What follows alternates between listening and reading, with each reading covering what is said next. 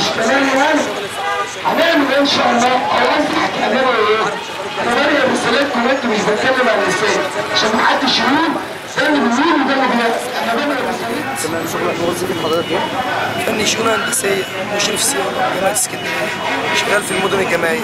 تمام. المطالب اللي حضرتك بتطالبوها ايه؟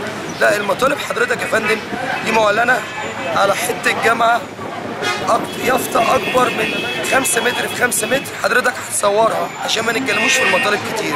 بس اول بند فيهم اللي هتكلم فيه عشان ما بحبش اتكلم في القوانين في ناس بتتكلم عنها، اللي هو بنطالب بتعيين جميع المؤقتين اللي على الصناديق والمؤقتين اللي في النخبه الشامله والصناديق، والمؤقتين كلهم يعني اصحاب بيوت وفي منهم وصل 17 سنه مؤقت، ولحد وقتنا هذا ما تفعلش نوع من انواع التثبيت.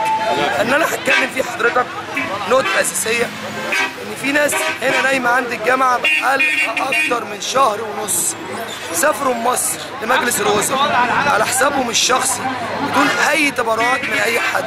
سافروا هناك اجتمعوا مع رئاسه الوزراء، قالوا لهم بعد اسبوع هنرد عليكم. المطالب ديت يا فندم عامه على مستوى الجامعات كلها، بس جامعه اسكندريه الحمد لله ان هي قلب ثوره الجامعات كلها، مع احترامي الكامل لكل الجامعات التانيه. حضرتك يا فندم دلوقتي بعد ما سافرنا بعد اسبوع، للاسف الشديد تجاهلونا هناك تجاهل عمياء، يعني مع عايزيننا لسه هنروح نبدا المفاوضات من اول وجديد. مع العلم ملحوظه ان المطالب بتاعتنا لما جينا عرضناها على الاستاذ رئيس الجامعه، اجتمع بوفد كان مكلف من الساده الزملاء، طلع قابلوه وعرضوا عليه المطالب وقال انا مأيدكم فيها، وبعد اسبوع هرد عليكم، بعد اسبوع هرد عليكم. للاسف بعد اسبوع لما جه يرد عمل اجتماع شامل لجموع الموظفين فين؟ في كليه التمريض، وده ما كانش المتفق عليه، كان المتفق عليه ان هو يرد مؤيد في ايه وفي ايه وفي ايه، انما هو اتكلم هناك على المستوى الشخصي، وكان دخوله في اول ما دخل الاجتماع والساده الزملاء اللي واقفين ممكن يعلقوا عليا بعد كده، كان كلامه مستفز لدرجه ان هو قال انتوا بتشبهوا نفسكم باعضاء التدريس، لو كل واحد في اعضاء التدريس خد 20,000 جنيه ولا 100,000 جنيه دي حاجه ما تشغلكمش. احنا الراي حضرتك لسبب واحد، احنا مثلث متساوي الاضلاع. هل انا عايز اسال بس سؤال للساده اعضاء التدريس، هو ينفع الدكتور يخش اوضه العمليات من غير الحكيمه والعامل والموظف اللي بينظم له جداول محاضراته والسكرتيره اللي بترتب له ميعاد مقابلاته؟ هل ينفع دوت؟ العمال اللي بتنظف له الحمام يقدر السيد الاستاذ الدكتور يخش الحمام من غير ما يلاقيه متنظف؟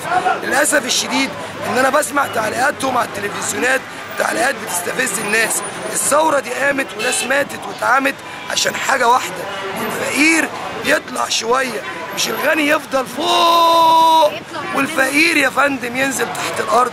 طيب انا مستعد دلوقتي وبتكلم عن لسان الزملاء كلهم ان احنا نفض الاعتصام في التو واللحظه دلوقتي، بس على شرط الساده اعضاء التدريس اللي صرفوا المبالغ بالمليارات ديت، بما ان الدوله فقيره وبيطلع الناس تقول ان الدوله فقيره ولازم نساعدهم، كلامي للسيد رئيس الجمهوريه يرجعوا الفلوس اللي هم خدوهم دول، والناس الفقيره دي هتبطل تطلب بمطالبهم.